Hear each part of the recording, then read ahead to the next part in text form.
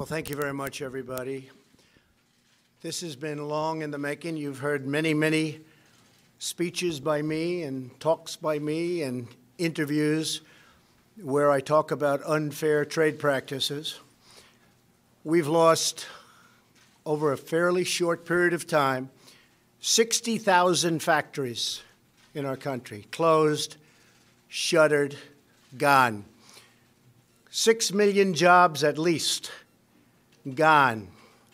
And now they're starting to come back. You see what's happening with Chrysler, with Foxconn, with so many other companies wanting to come back into the United States. But we have one particular problem, and I view them as a friend. I have tremendous respect for President Xi. We have a great relationship. They're helping us a lot in North Korea, and that's China.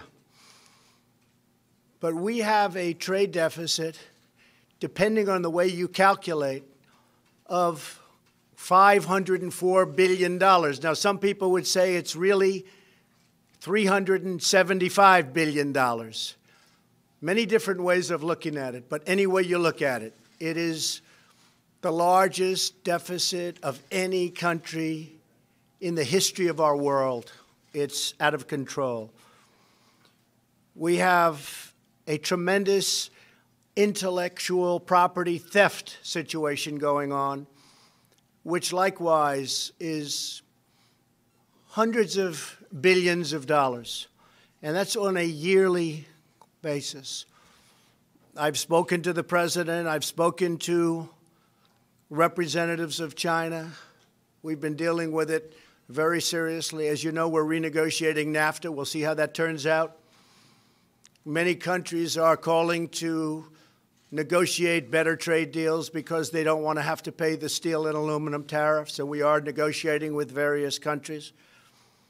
Mr. Lighthizer, Mr. Ross, we are just starting a negotiation with the European Union because they've really shut out our country to a large extent. They have barriers that they can trade with us, but we can't trade with them.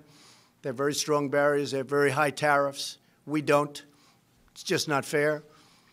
NAFTA has been a very bad deal for the United States, but we'll make it better, or we'll have to do something else. The deal we have with South Korea is a very one-sided deal. It's a deal that has to be changed. So we have a lot of things happening, but in particular with China, we're going to be doing a Section 301 trade action. It could be about $60 billion, but that's really just a fraction of what we're talking about.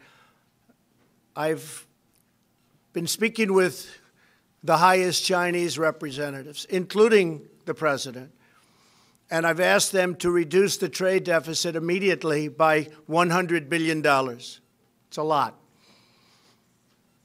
So that would be anywhere from 25%, depending on the way you figure, to maybe something even more than that. But we have to do that.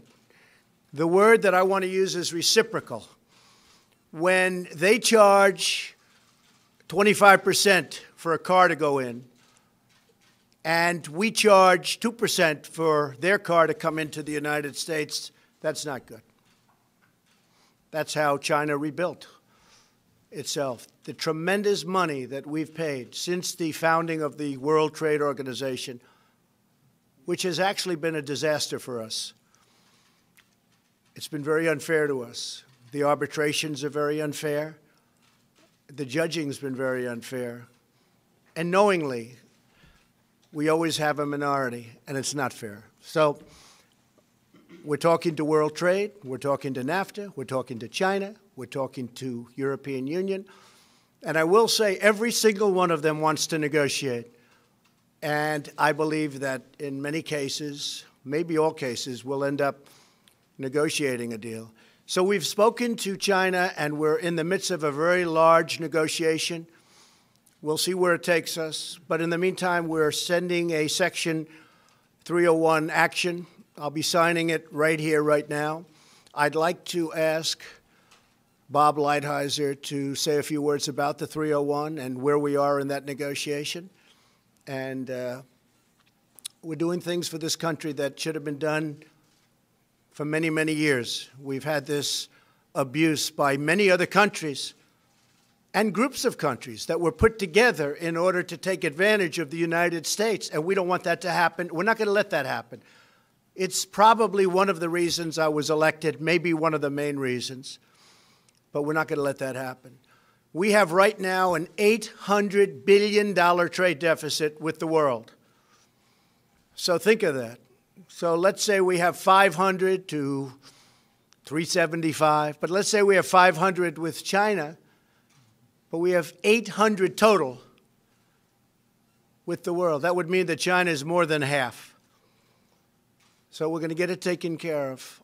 And frankly, it's going to make us a much stronger, much richer nation. The word is reciprocal. That's the word I want everyone to remember.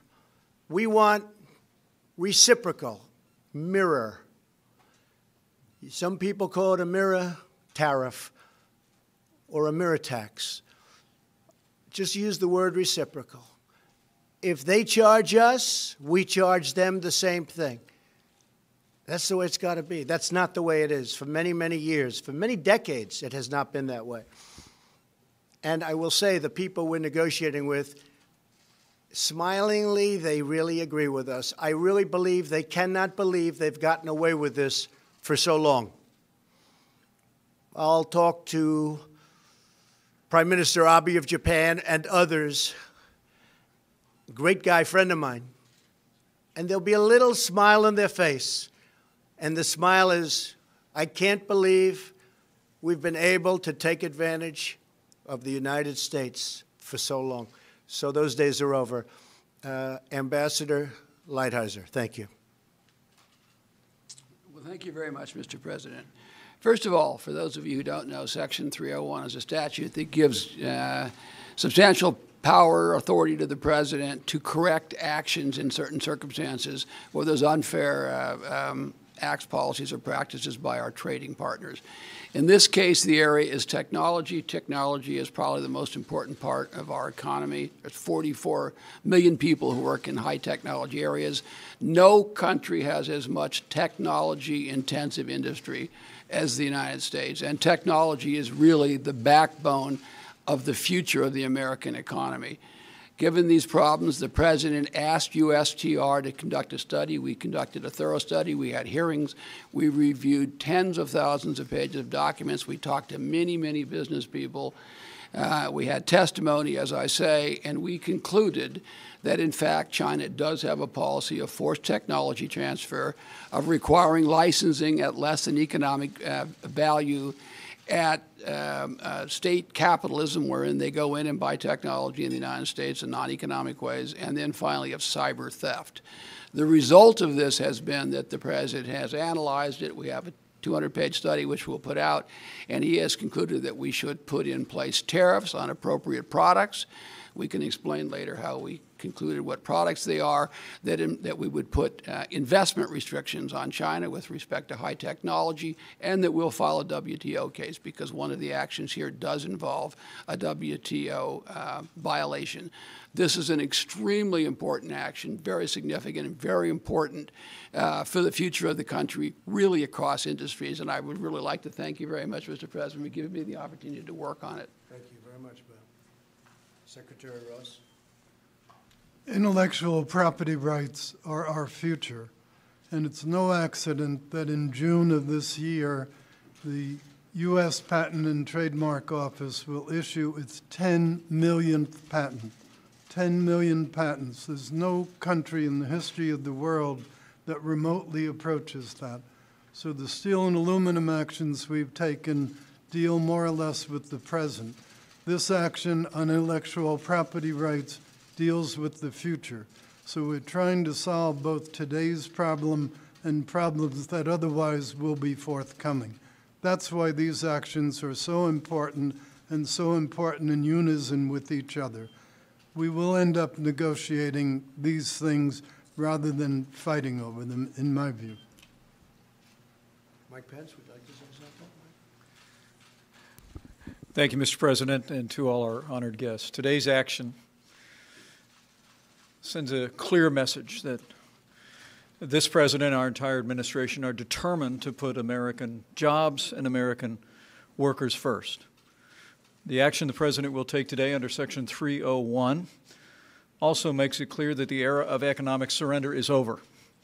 The United States of America is taking targeted and focused action to protect not only American jobs, but America's technology, which will power and drive an innovation economy for decades to come.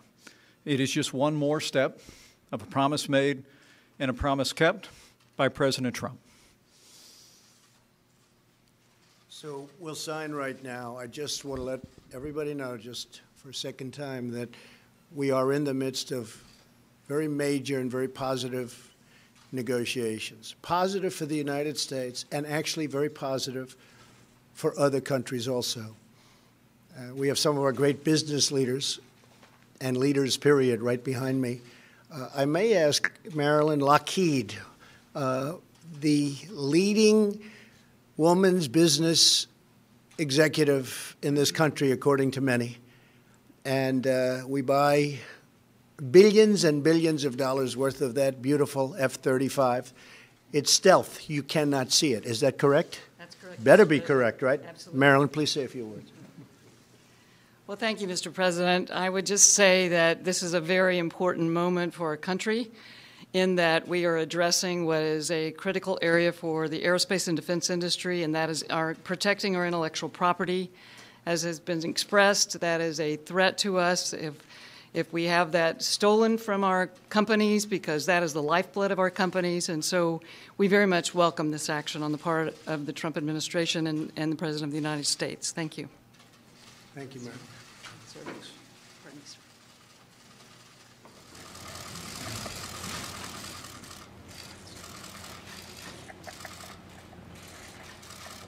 This is the first of many. This is number one, but this is the first of many.